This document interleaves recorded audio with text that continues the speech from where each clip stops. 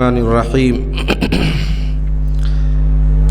الحمد للہ رب العالمین والصلاة والسلام علی سید المرسلین وعلی آلہ وصحبہ وازواجہ وذریاتہ واہل بیتہ اجمعین اما بعد فقد قال اللہ تبارک وتعالی فی القرآن المجید فاعوذ باللہ من الشیطان الرجیم بسم اللہ الرحمن الرحیم خذ من اموالہم صدقۃ تطہرہم وتزکیہم بہا وقال النبی صلی اللہ علیہ وسلم ما خالطت الزکاة مالا قط الا اہلکتہ او کما قال علیہ الصلاۃ والسلام۔ حضرات ناظرین کرام، سامعین اعظام، میرے بزرگوں اور دوستوں، آج کا موضوع ہے، جیسا کہ آپ نے سنا، زکوٰۃ کے فوائد و ثمرات۔ چونکہ رمضان بھی آ رہا ہے، اس مناسبت سے اس موضوع کی اہمیت بڑھ جاتی ہے۔ ہر آدمی کوئی ایکٹیویٹیز جب کرتا ہے، کوئی عمل کرتا ہے، تو آدمی یہ سوچتا ہے کہ اس کے ہم کو فوائد کیا ہوں گے، کیا ملیں گے، اس کا فائدہ ہم کو کیا ملنے والا ہے۔ ایک آدمی بڑی محنت سے پیسہ جمع کرتا ہے اور بڑی محنت سے پیسہ کماتا ہے، پسینہ پسینہ ہو جاتا ہے انسان، کاروبار کرتے ہوئے، مزدوری کرتے ہوئے، ادھر سے ادھر بھاگتے ہوئے، جاتے ہوئے، معاشی سرگرمیوں میں انسان کس قدر محنت کرتا ہے، اور پھر اس محنت اور جد و جہد کے بعد جب مال جیب میں آتا ہے، جمع ہوتا ہے، تو اس میں سے پھر اگر اللہ کے راستے میں زکوٰۃ نکالی جائے، خرچ کیا جائے، تو ہر آدمی طبعی طور پر یہ سوچتا ہے کہ مجھے دنیا اور آخرت میں اس کا کیا فیڈ بیک ملنے والا ہے، کیا ہم کو لوٹ کے اس کا آنے والا ہے۔ اس لیے اس اعتبار سے اس موضوع کو سمجھنے کی ضرورت تھی۔ سب سے پہلے آپ یہ سمجھیے کہ عبادت کی دو قسمیں ہیں، ایک ہے عبادت بدنی اور ایک ہے عبادت مالی۔ بدنی عبادت جس میں کہ ہمارا بدن لگتا ہے، جیسے کہ نماز ہے، روزہ ہے، اس کا مال سے کوئی تعلق نہیں ہے۔ اور دوسری عبادت ہے مالی عبادت، جیسے کہ زکوٰۃ ہے، صدقہ ہے، یہ خالص مالی عبادت ہے، ہمارے بدن کا اس سے کوئی تعلق نہیں ہے۔ ہم نے کسی کو کہہ دیا، کسی اپنے کام کرنے والے کو، کہ فلاں جگہ مال رکھا ہوا ہے، اتنا مال فلاں فلاں کو دے دو، زکوٰۃ ادا ہو گئی۔ کوئی ضروری نہیں ہے کہ آپ خود ادا کریں۔ لہذا وہ نماز بدنی عبادت ہے اور زکوٰۃ مالی عبادت ہے۔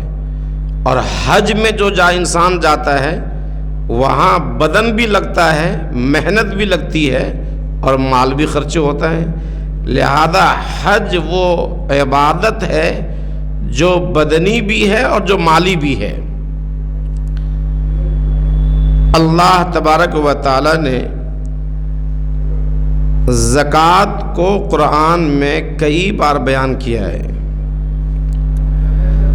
نماز جو خالص بدنی عبادت ہے، اللہ تعالیٰ نے اقیم الصلاح اقیم الصلاح اقیم الصلاح جہاں کہا ہے، وہیں فوراً اللہ تبارک و تعالیٰ نے آتوا الزکاۃ بھی بیان فرمایا ہے۔ مختلف عناوین سے اور مختلف الفاظ سے جو اللہ نے قرآن میں زکوٰۃ کو بیان کیا ہے وہ تقریباً 82 مرتبہ ہے۔ 82 مرتبہ اللہ تعالیٰ نے قرآن میں زکوٰۃ اور اس کے متعلقات کو بیان کیا ہے۔ سب سے پہلے آپ یہ سمجھیے کہ زکوٰۃ کے معنی کیا ہے، زکوٰۃ کسے کہتے ہیں، اور زکوٰۃ کب فرض ہوئی، زکوٰۃ کن لوگوں پر ہے اور کتنا ہے، یکے بعد دیگرے، تاکہ بات ترتیب کے ساتھ سمجھ میں آ سکے۔ زکوٰۃ کے معنی آتے ہیں پاکیزگی کے، پاکیزگی، طہارت۔ چونکہ زکوٰۃ ادا کرنے سے، 40واں حصہ ادا کرنے سے، یا آپ کہیے 2.5% ادا کرنے سے ما بقیہ جو مال ہے وہ بالکل شریعت کی نگاہ میں پاک ہو جاتا ہے۔ ایک آدمی صاحب نصاب ہے اور سال گزر گیا اس کے مال پر، تو شریعت اب یہ کہتی ہے کہ یہ مال ناپاک ہو گیا۔ اب کیا ہوگا کہ اس میں سے 2.5%، 100 روپے میں 2.5 روپے، 1000 روپے میں 25 روپے، 1,00,000 روپے میں 2,500، اتنا نکال دو، باقی مال تمہارا پاک ہو جائے گا۔ اس لیے زکوٰۃ نکالنے سے چونکہ ما بقیہ مال پاک ہو جاتا ہے، لہذا اس حصے کو زکوٰۃ کہا جاتا ہے، یعنی دیگر مال کو پاک کرنے والی چیز۔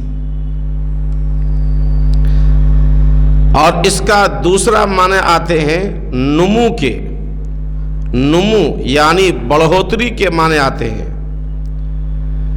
چونکہ زکوٰۃ کے نکالنے سے مال بڑھتا ہے، بظاہر تو ایسا لگتا ہے کہ ہم جب مال دے رہے ہیں 1,00,000 میں 2,500 ہم نے نکال دیا تو 2,500 اس میں کم ہو گئے، مال کہاں بڑھ رہا ہے؟ لیکن اسلام یہ کہتا ہے، قرآن یہ کہتا ہے کہ نہیں، مال بڑھتا ہے۔ اس سے مال بڑھنے کی کئی شکلیں ہیں۔ ایک شکل تو یہ ہے کہ آپ کے کاروبار میں اضافہ ہو جائے، جو بھی کاروبار آپ کرتے ہیں اس کاروبار میں اضافہ ہو جائے، کر دیا جائے اللہ کی جانب سے۔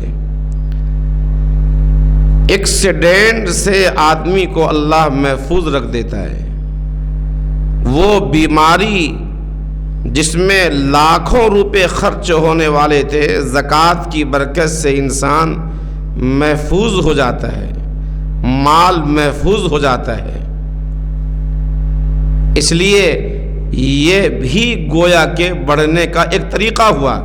اگر آپ زکوٰۃ نہیں نکالتے تو وہ مالی مشکلات آتی اور پھر لاکھوں روپے خرچ ہو جاتے، تو ظاہر سی بات ہے کہ وہ لاکھوں روپے جب آپ کے بچ گئے تو اس کا مطلب یہ ہوا کہ وہ زکوٰۃ کے ثمرات میں سے ہے، اور زکوٰۃ کے فوائد ہے، وہ زکوٰۃ کی برکت ہے۔ بہت مرتبہ آپ نے سنا ہوگا کہ ایک گاڑی بھر کر کے لوگ جا رہے ہیں، جاتے جاتے بس الٹ گئی اور کھائی میں گر گئی، سارے لوگ ایکسیڈنٹ میں مر گئے، اموات ہو گئیں، ایک آدمی اس میں سے زندہ رہ گیا۔ اخبار والا لکھتا ہے کرشماتی طور پر بچ گیا۔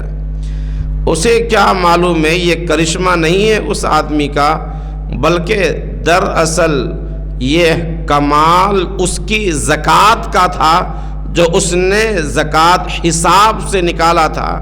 اللہ نے اس کی برکت سے اس کو خراش لگنے سے بھی محفوظ رکھ دیا۔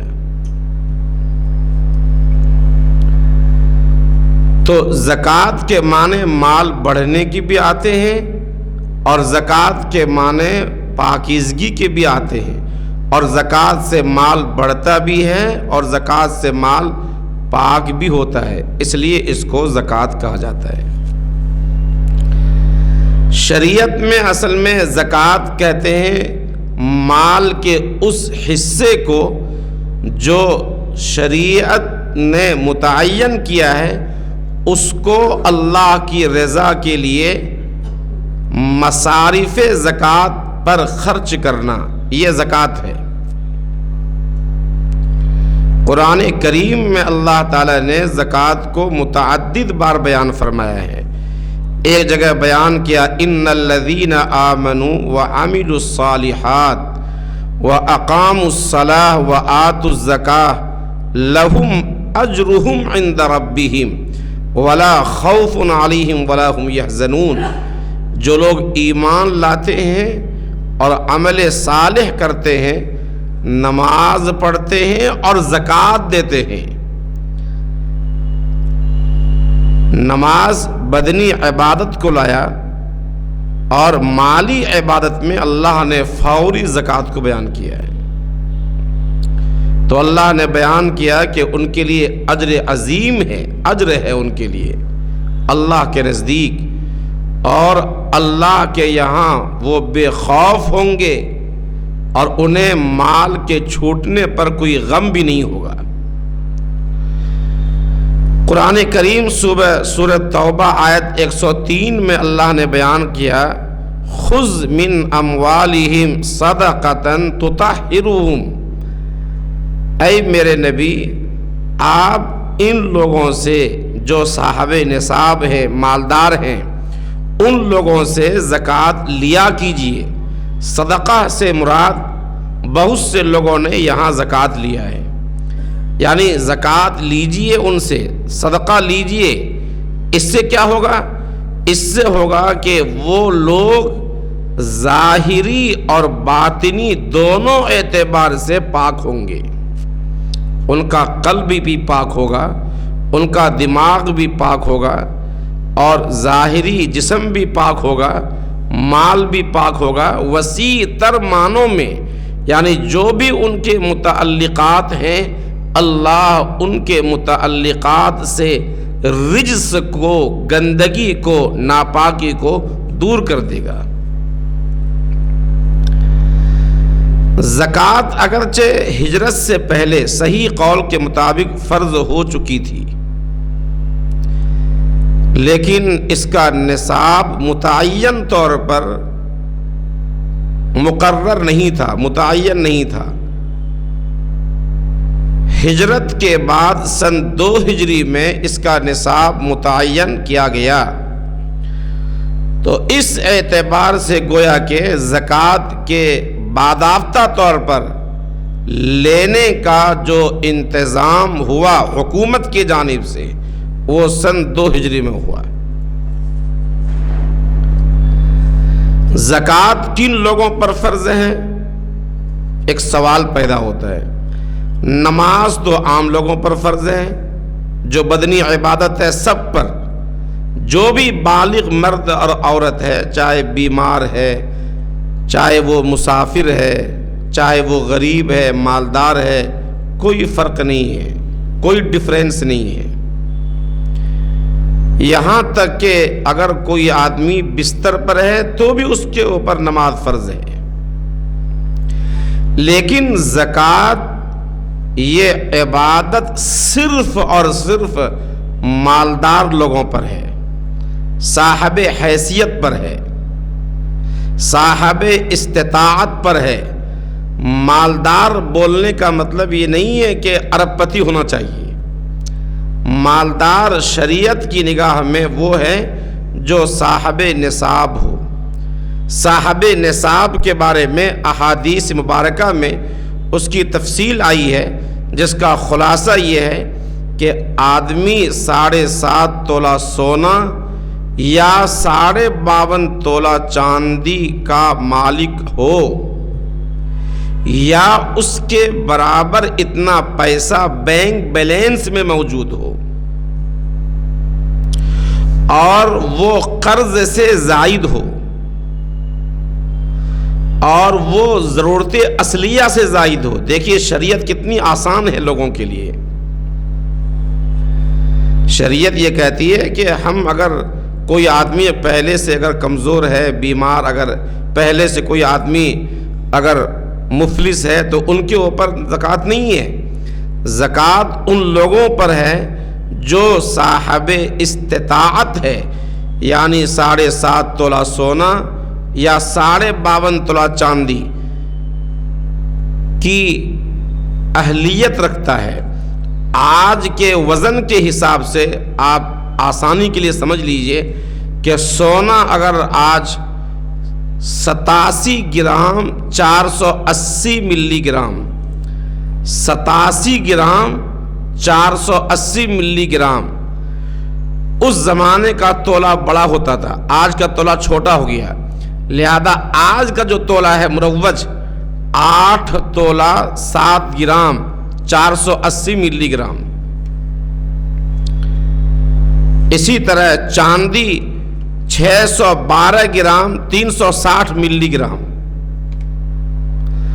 بس اتنا سمجھیے کہ 87 گرام 480 گرام 480 ملی گرام سونا کسی کے پاس ہے، یا 612 گرام 360 ملی گرام چاندی کسی کے پاس ہے موجودہ وزن کے اعتبار سے، تو وہ آدمی صاحب نصاب ہے۔ یا پھر اس کی قیمت کے برابر کسی کے پاس پیسہ ہے، یا پھر کوئی تجارت کا سامان، تجارتی سامان کسی کے پاس ہے، تجارتی سامان ہے، کاروبار کرتا ہے، اور اس قیمت کے برابر ان کے پاس ہے، تو اس کے حساب سے اگر مان لیجئے کہ آج جو چاندی ہے اگر 1500 کے حساب سے اگر آپ نکالتے ہیں تو اس اعتبار سے گویا آج آپ کو 60-65 ہزار روپے کسی کے پاس اگر ہے تو اس کے اعتبار سے کمی اس میں قیمت میں کمی زیادتی ہو سکتی ہے اپنے حساب سے۔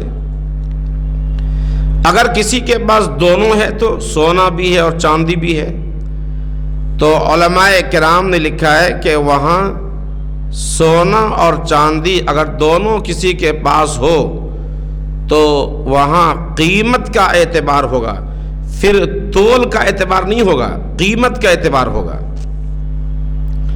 یعنی سونا اور چاندی دونوں ملا کر کے اگر وہ 52.5 تولہ چاندی یعنی آج کے حساب سے 612 گرام 360 ملی گرام کے وزن کے برابر ہے کہ اس کی قیمت کے برابر ہے، تو وہ آدمی صاحب نصاب ہے۔ آج کل بہت سے لوگوں کو ایک الجھن پیش آتی ہے، وہ یہ ہے کہ ہمارے یہاں جو کام کرنے والی عورتیں ہوتی ہیں، مزدور گھروں میں کام کرنے والی عورتیں ہوتی ہیں یا مزدور ہوتے ہیں، اس طرح کی عورتیں ان کے پاس تھوڑا سونا بھی ہوتا ہے، کان وغیرہ میں بندی ہوتی ہے، چاندی بھی پائل ہوتا ہے۔ اب اگر آپ یہ کہتے ہیں آج کے حساب سے کہ 60-70 ہزار تو ہو ہی گیا ان کے پاس قیمت، تو گویا کہ وہ خود صاحب نصاب بن جاتی ہے۔ تو اب جب صاحب نصاب بن گئی تو ہم گویا کہ ان کو زکوٰۃ نہیں دے سکتے، خود وہ صاحب نصاب ہے، زکوٰۃ خود ان پر فرض ہے۔ تو ایسے موقع پر ہمیں جاننا چاہیے کہ مفتیان کرام نے یہ لکھا ہے کہ آدمی کو پھر ان کے احوال دیکھ کر کے فتویٰ دینا چاہیے، یعنی شخصی اعتبار سے آدمی کسی ماہر مفتی سے مل کر کے یہ کہیں کہ ہمارے گھر میں کام کرنے والی فلاں عورت ہے اور یہ صورتحال ہے، تو اگر وہ مفتی ان کے حالات کو دیکھ کر کے اگر مناسب سمجھیں تو چاندی کو معیار بنانے کے بجائے سونے کو معیار بنا کر کے آپ کو زکوٰۃ دینے کے لیے کہہ سکتے ہیں، اس لیے آسانی ہے اس کے اندر۔ میں نے ابھی بتایا آپ کو کہ اس میں 2.5% دینا ہے،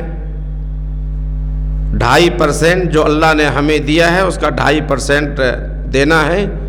اور وہ لوگ جو قرآن کریم میں اللہ نے بیان خود فرمایا للفقراء والمساکین وغیرہ وغیرہ، یعنی جو کہ تنگ دست ہیں، فقراء اور مساکین میں سے ہیں وغیرہ وغیرہ۔ بنیادی طور پر زکوٰۃ کے 3 فائدے ہیں، 3 فائدے بنیادی طور پر۔ نمبر 1، یہ زکوٰۃ عبادت ہے، زکوٰۃ جو نکالتے ہیں یہ زکوٰۃ عبادت ہے۔ عبادت کے معنی کیا ہے؟ یعنی جس طرح کے نماز ہم پڑھتے ہیں، بندگی، عاجزی اور نیاز مندی کے اظہار کے لیے ہم اپنی پیشانی رب کریم کے سامنے رکھ دیتے ہیں زمین پر، اس شکرانے میں کہ اللہ نے ہمیں صحت سے نوازا ہے اور ہمیں اللہ نے زندگی عطا فرمائی ہے، گویا کہ یہ بندگی کا اظہار ہے اللہ کے سامنے۔ ویسے ہی زکوٰۃ یہ بندگی کا اظہار ہے، اور اللہ نے جو مال دیا ہے یہ مال کے شکر کے طور پر کہ الہ العالمین ہمارے پاس جو کچھ بھی خزانہ ہے، جو کچھ بھی ہے یہ آپ کا دیا ہوا ہے، اور ہم تو محض آپ کے نیابت ہم انجام دے رہے ہیں۔ آپ اگر چاہتے تو ہمیں زکوٰۃ دینے کے بجائے لینے والوں کی سب میں ہمیں شامل فرما دیتے، لیکن یہ تیرا کتنا بڑا کرم ہے کہ آپ نے ہمیں زکوٰۃ دینے والوں میں شامل فرمایا۔ 1 سال گزر گیا ہمارے مال پر، اور یہ مال ہماری ضرورت سے، ہماری بیماری سے، پریشانی سے، قرض وغیرہ سے یہ مال بچا ہوا ہے، ورنہ کتنے ایسے لوگ ہیں روڈ پہ جو وہ 2 روٹیوں کے محتاج ہیں۔ تو گویا ہم اپنے اللہ کے دیے ہوئے مال کے شکرانے کے طور پر یہ 2.5% ہم اللہ کو زکوٰۃ اللہ کے راستے میں زکوٰۃ دے رہے ہیں، اور اس سے اللہ راضی بھی ہوگا، اس سے اللہ کا قرب بھی حاصل ہوگا، اور اس سے گویا اللہ کی اطاعت ہوگی کہ اللہ تعالیٰ نے کہا میرے دیے ہوئے مال میں سے، میرا جو مال ہے میں نے تمہیں دیا ہے، میں جب چاہوں پتنگ کا ڈور جس طرح بچے کے ہاتھ میں ہوتا ہے آسمان کی بلندی سے پتنگ نیچے آ سکتا ہے، ویسے تمہاری زندگی، تمہارے مال، عزت و آبرو کے پتنگ کا ڈور میرے قبضے قدرت میں ہے، جب میں چاہتا ہوں اسے زمین پہ ڈال دیتا ہوں۔ تو 1-2 مسئلہ یہ ہے، فائدہ ہے کہ بندگی کا اظہار ہوتا ہے، یہ عبادت ہے، اللہ کا قرب حاصل ہوتا ہے، اور دوسرا فائدہ اس سے یہ ہوتا ہے کہ اس میں انسانی خدمت ہے، ضرورت مندوں کی اعانت ہے، ہمارے پاس پڑوس میں، قرب و جوار میں، رشتہ داروں میں جو مستحقین ہیں، گویا ان مستحقین کی ضرورت کی تکمیل ہوتی ہے زکوٰۃ کے ذریعے سے۔ مولانا ابوالکلام آزاد رحمۃ اللہ علیہ نے لکھا ہے کہ اگر مسلمان حساب سے زکوٰۃ نکالیں تو پورے ملک میں ایک آدمی بھی غریب باقی نہیں رہے گا، غربت کا خاتمہ ہو جائے گا، فقر و افلاس کا خاتمہ ہو جائے گا، اور سودی جو کاروبار چل رہا ہے اس سودی کاروبار کا خاتمہ ہو جائے گا، سود کے لین دین کی ضرورت نہیں پڑے گی۔ یہ زکوٰۃ اسی لیے ہے نا تاکہ زکوٰۃ مال ایک جگہ پہ سمٹ کے نہ رہ جائے. شریعت یہ چاہتی ہے کہ یہ دولت یہ رول ہوتی رہے، یعنی لوگوں کے پاس جاتی رہے، ان کے پاس پھر ان کے پاس پھر ان کے پاس.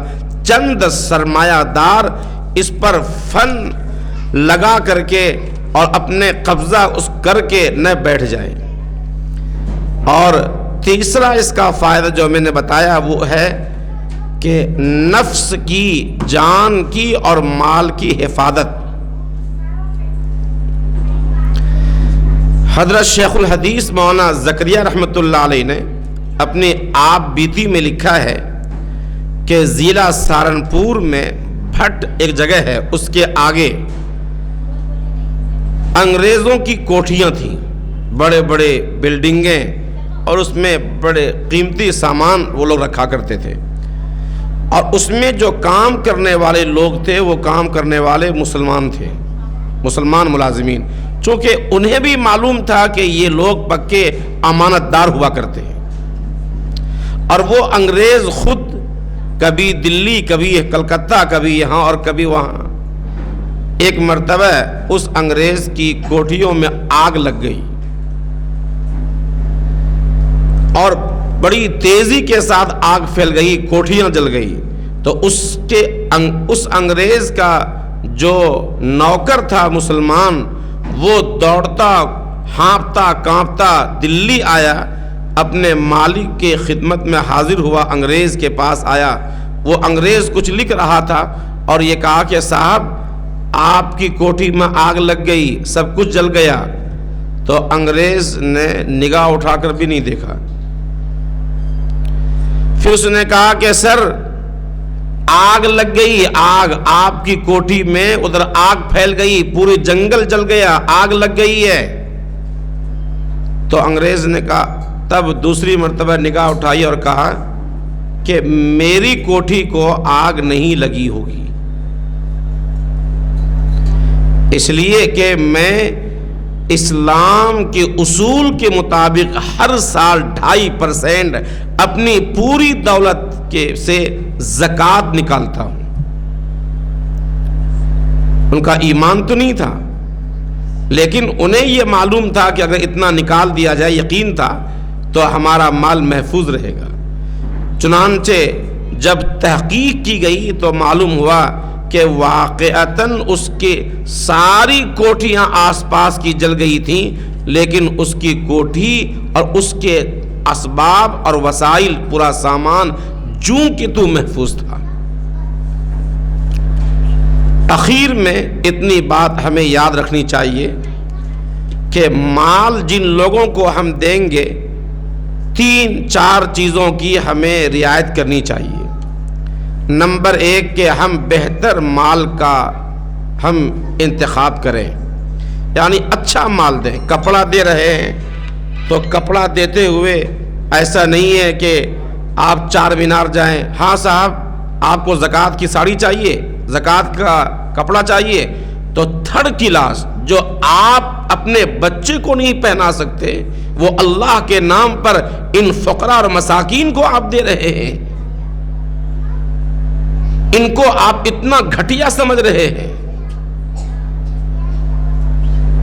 وہی ایک آم والے کے پاس کوئی مانگنے والا گیا، آم دے دو اللہ کے نام پر، تو جو بازو میں سڑا ہوا آم تھا وہ اٹھا کے دیا. تو بڑا غصہ آیا اس فقیر کو، تو اس نے جیب سے 10 کا نوٹ نکالا، کہا اس کا آم دے دو. تو پورے ڈھیر میں سے چن کر کے ایک بڑا آم دیا. دونوں آم، سڑا ہوا اور اچھا آم، دونوں ہاتھ میں اٹھا کر کے آسمان کی طرف اٹھایا اور کہا، رب کائنات، قیامت کے دن فیصلہ کرنا تجھے کون سا آم دیا ہے اور مجھے کون سا آم دیا ہے اس نے.